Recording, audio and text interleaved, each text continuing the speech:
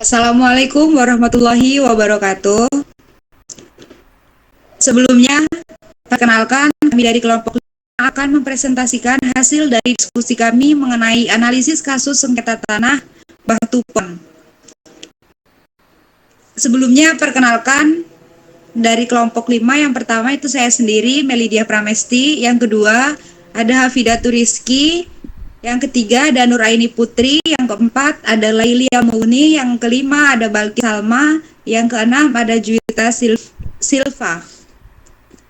Selanjutnya, untuk menjelaskan kasus analisis tersebut dijelaskan oleh rekan kami. Peristiwa ini terjadi di Kelurahan Ngentak, Kapanewon, Bangunjiwo atau Kasihan, Kabupaten Bantul, Daerah Istimewa Yogyakarta, atas sebidang tanah milik Tupon Hadi Suwarno alias Mbah Tupon, seorang petani berusia 68 tahun yang buta huruf. Objek tanah bermasalah itu semula berupa sertifikat hak milik nomor 4993 Bangunjiwo dengan luas 2103 meter persegi. Kronologi bermula pada 2020 ketika Mbah Tupon menjual sebagian tanahnya seluas 298 meter persegi dari total 2100 meter persegi kepada seseorang berinisial BR atau bisa disebut Bibit Rustamta dengan harga sekitar 1 juta per meter persegi. Karena pembayaran dilakukan bertahap dan belum lunas, BR menawarkan bantuan mengurus pemecahan sertifikat tanah seluas 1.655 meter persegi agar bisa dibagi atas nama ketiga anak Mbah Tupon. Pada 2021, Mbah Tupon memecah sertifikat induknya menjadi 3 bidang, yaitu SHM 24.451 yang semula seluas 1.756 meter persegi. Kemudian sebagian dilepas untuk jalan sehingga luas akhirnya menjadi 1.655 meter persegi. Sebagian tanah lain diwakafkan untuk gedung RT seluas 55 meter persegi dan jalan umum seluas 101 meter persegi sehingga sertifikat terbagi menjadi 1.765 meter persegi dan 292 meter persegi dengan sisanya diwakafkan.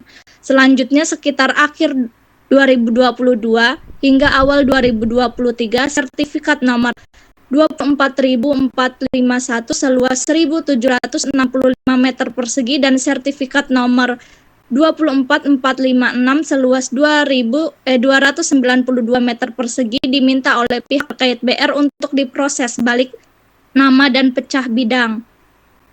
Next. Memasuki Januari 2024, Mbah Tupon didatangi oleh Triyono Kumis dan Triyono dengan maksud meminta tanda tangan dokumen proses pecah 4 bidang terhadap SHM nomor 24451 Bangunjiwo. Triyono Kumis meminta Mbah Tupon dan istrinya menandatangani dokumen tersebut tanpa dibacakan isinya terlebih dahulu, sesuatu yang dimungkinkan karena kondisi Mbah Tupon yang buta huruf. Pada Maret 2024, keluarga Mbah Tupon didatangi petugas bank yang mengabarkan bahwa sertifikat tanah tersebut ternyata telah dijadikan agunan pinjaman bank senilai 1,5 miliar namun atas nama orang lain. Ini Indah Fatmawati yang tidak dikenal oleh keluarga. Pada April 2025, Mbah Tupon diberitahu oleh seseorang bernama Sihono bahwa SHM nomor 24451 tengah dalam proses lelang di sebuah bank, sementara SHM nomor 24452 dijadikan jaminan hutang oleh Viwi. Kepada Murtijo mengetahui hal ini, keluarga segera bertindak. Kasus ini dilakukan oleh putra sulung Mbah Tupon, Heri Setiawan, kepada Polda DIY pada pertengahan April 2025, tepatnya pada 14 April 2025.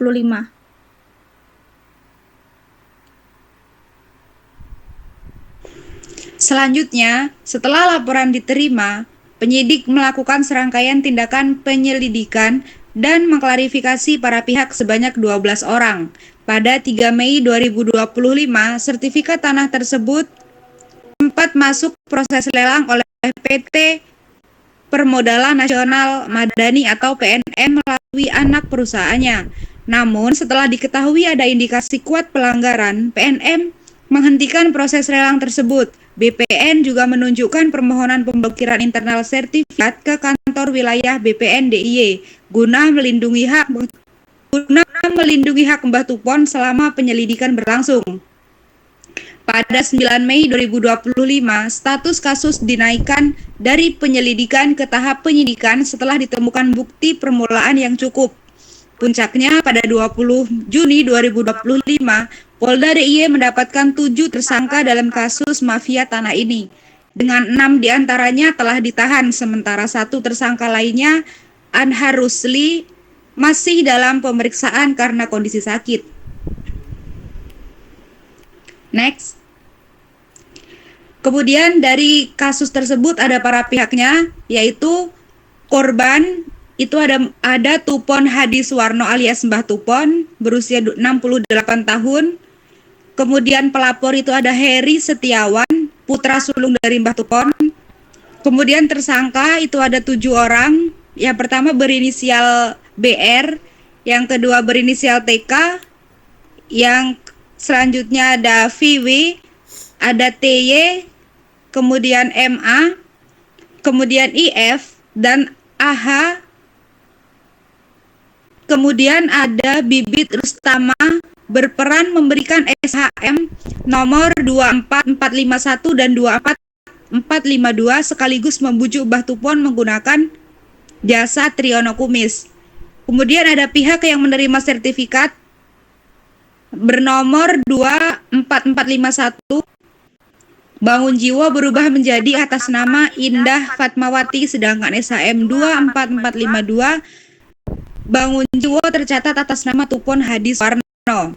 Kemudian notaris atau PPAT itu ada Aris Munadi yang memproses pemecahan sertifikat induk 4993 Bangun Jiwo. Kemudian terdapat pihak ketiga yang terkait itu ada Ahmad dan Indah atau istrinya. Yang menurut versi kuasa hukum mereka juga terlibat dalam proses balik nama serta Mujito pihak penerima jasa jaminan SHM 24452. Kemudian ada lembaga hukum dan pemerintah yaitu Polda DIY. Next.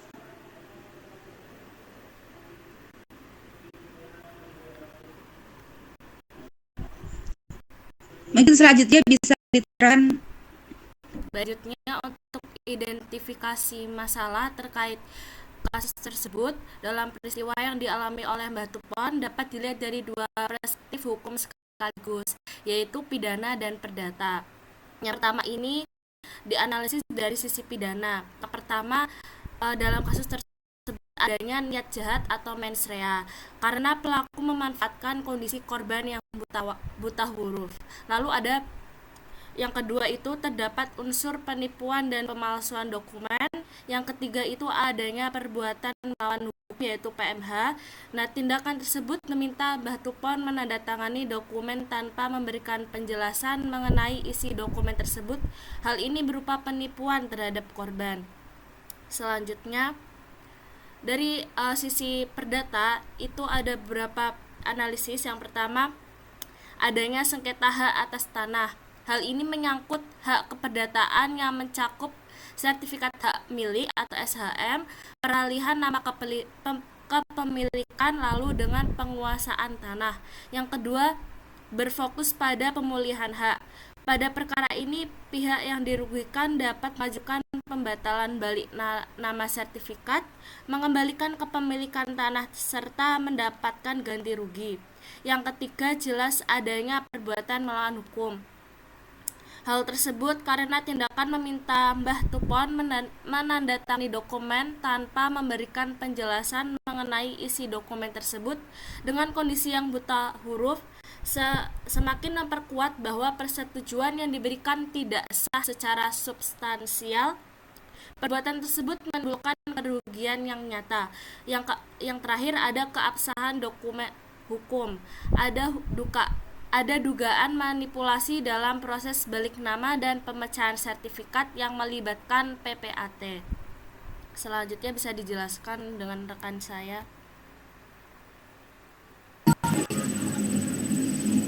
Adapun dasar hukumnya yaitu pasal 263 KUHP tentang pemalsuan surat. Digunakan karena pelaku diduga memalsukan tanda tangan atau dokumen peralihan hak atas tanah. Pasal 266 KUHP tentang memasukkan keterangan palsu ke dalam akta autentik. Dikarenakan karena proses balik nama atau legalisasi dokumen melibatkan kesaksian palsu yang merugikan Mbah Tupon. Pasal 378 KUHP tentang penipuan diterapkan karena pelaku menipu Mbah Tupon yang saat itu hanya bermaksud memecah sertifikat tetapi dimanfaatkan untuk beralih kepemilikan. Pasal 372 KUP tentang penggelapan digunakan karena pelaku menguasai dan menyalahgunakan sertifikat serta menjaminkannya ke pihak bank tanpa izin. Pasal tindak pidana pencucian uang dikenakan untuk melacak, menyita, dan merampas kembali hasil kejahatan atau aliran dana yang diperoleh para tersangka dari agunan bank.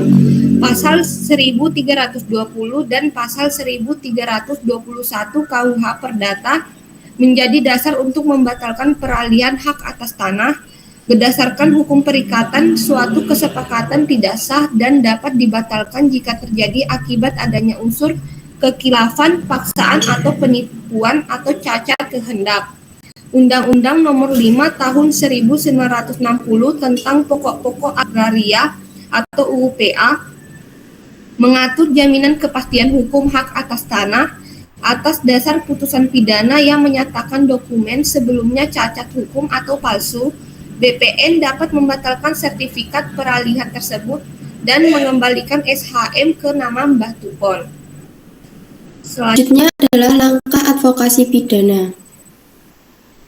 1. Pendampingan pelaporan dan penyelidikan. Itu yang pertama, ada pendampingan pembuatan laporan polisi, pengumpulan alat bukti, pendampingan klarifikasi, dan permohonan perlindungan hukum. Lanjut.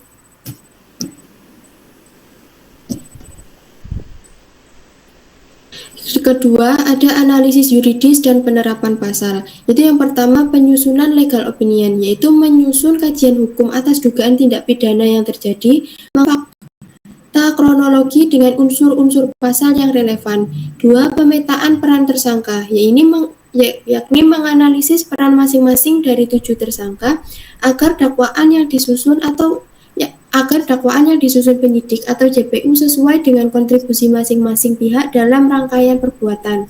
3. Verifikasi unsur pidana, yakni memastikan unsur mens rea, unsur tipu muslihat, dan unsur menguntungkan diri sendiri atau orang lain secara melawan hukum terpenuhi sebagai dasar penetapan tersangka. Lanjut. Yang ketiga, ada pendampingan proses penyidikan atau BAP. Yang pertama, ada pendampingan pemeriksaan saksi atau korban, yakni mendampingi Mbah Tupon dan keluarga saat memberikan keterangan dalam berita acara pemeriksaan, memastikan keterangan dibacakan dan dijelaskan kembali mengingat kondisi korban yang buta huruf.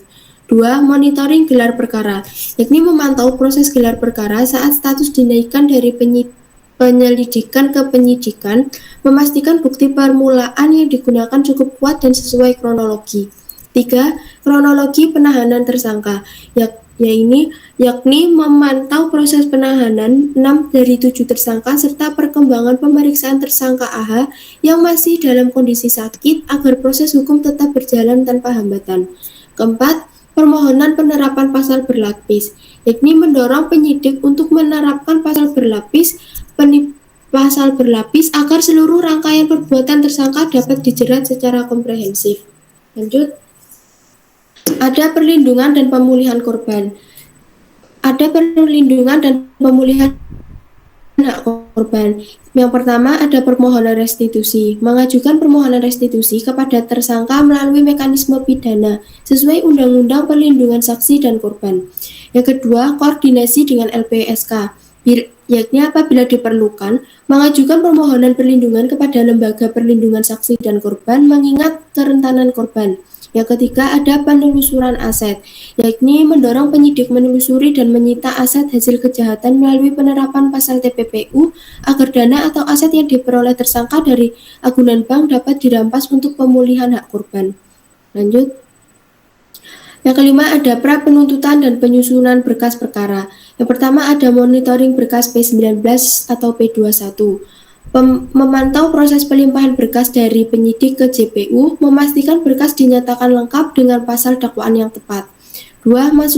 Masukan atas surat dakwaan, memberikan masukan kepada JPU terkait penyusunan surat dakwaan agar mencakup seluruh perbuatan dan kerugian yang dialami Mbah Tupon. 3. Koordinasi alat bukti tambahan, melengkapi alat bukti tambahan yang diperlukan JPU untuk memperkuat pembuktian di persidangan termasuk keterangan ahli. Lanjut. Yang keenam ada pendampingan proses persidangan. Pertama, pendampingan korban sebagai saksi. Mendampingi Mbah Tupon saat memberikan keterangan sebagai saksi atau korban di persidangan, termasuk pengajuan pemeriksaan dengan bantuan penerjemah atau pendamping mengingat kondisi buta huruf. 2. Monitoring jalannya persidangan. Memantau agenda persidangan mulai dari pembacaan dakwaan, pemeriksaan saksi dan terdakwa hingga tuntutan JPU guna memastikan proses berjalan sesuai hukum acara pidana. 3. Pengajuan tuntutan restitusi dalam putusan. Memastikan permohonan restitusi atau ganti rugi turut dipertimbangkan dalam dicantumkan dalam putusan hakim. Selanjutnya, yang ketujuh ada monitoring putusan dan eksekusi. Pertama ada monitoring putusan pengadilan. Memantau putusan pengadilan terkait vonis para tersangka atau terdakwa serta status aset yang disita. 2. Eksekusi putusan, yakni mengawal pelaksanaan putusan termasuk perampasan aset hasil TPPU dan pembayaran restitusi kepada korban. 3. Sinkronisasi dengan proses perdata, menggunakan putusan pidana sebagai dasar untuk proses pembatalan sertifikat di ranah perdata dan permohonan ke BPN. Selanjutnya akan dijelaskan oleh rekan saya. Rangka advokasi perdata yang pertama yaitu penerimaan pengaduan dan investigasi awal berupa wawancara korban dan pelapor, membuat berita acara pengaduan, mengumpulkan dokumen serta kronologi dan peta pihak. Selanjutnya, identifikasi masalah hukum dan legal standing, yaitu legal standing korban yaitu Mbah Tupon berstatus pemilik sah awal sehingga memiliki legal standing untuk mengajukan gugatan pembatalan maupun menjadi saksi atau korban dalam perkara pidana. Yang kedua ada pemisahan ranah hukum, yaitu ranah hukum pidana dan perdata. Selanjutnya upaya non-litigasi, membuat somasi atau surat keberatan kepada pihak yang menguasai sertifikat yaitu Indah Fatmawati dan Murtijo serta pihak bank. Yang kedua audiens dengan BPN untuk memastikan status blokir sertifikat tetap berjalan dan tidak ada balik nama atau lelang lanjutan. Yang ketiga ada koordinasi dengan Polda DIY dan pengaduan ke OJK terkait bank yang menerima agunan tanpa verifikasi memadai. Selanjutnya, pendampingan selama proses pidana berupa pendampingan keterangan, permohonan restitusi, dan monitoring putusan pidana. Selanjutnya, upaya litigasi perdata apabila non-litigasi gagal, yaitu membuat gugatan perbuatan melawan hukum diajukan ke PN Bantul untuk membatalkan akta balik nama SHM 24451 atas nama Indah Fatmawati dan proses jaminan SHM 24452 dengan dasar hukum pasal 1320 dan 1321 KUH Perdata dan Undang-Undang Pokok Agraria dengan petitum pengembalian hak atas tanah ke Mbah Tupon dan ganti rugi. Yang kedua, permohonan sita jaminan diajukan bila sertifikat masih berisi dialihkan atau dilelang. Selanjutnya, advokasi non-hukum berupa pendampingan psikososial, edukasi masyarakat, dan kerjasama organisasi. Dan yang terakhir, ada monitoring dan evaluasi berupa timeline monitoring, yaitu perkembangan status tersangka, proses persidangan, dan status sertifikat di BPN. Yang kedua ada evaluasi hasil, yaitu menilai apakah hak atas tanah Mbah Tupon berhasil dipulihkan dan ganti rugi diperoleh, didokumentasikan sebagai bahan pembelajaran atau laporan tugas kelompok. Selanjutnya akan saya kembalikan kepada moderator. Baik, terima kasih untuk teman-teman yang sudah memaparkan materi. Mungkin cukup sekian analisis atau pemaparan materi dari kelompok kami. Apabila ada kurang dan lebihnya, kami mohon maaf. Kami akhiri. Wassalamualaikum warahmatullahi wabarakatuh.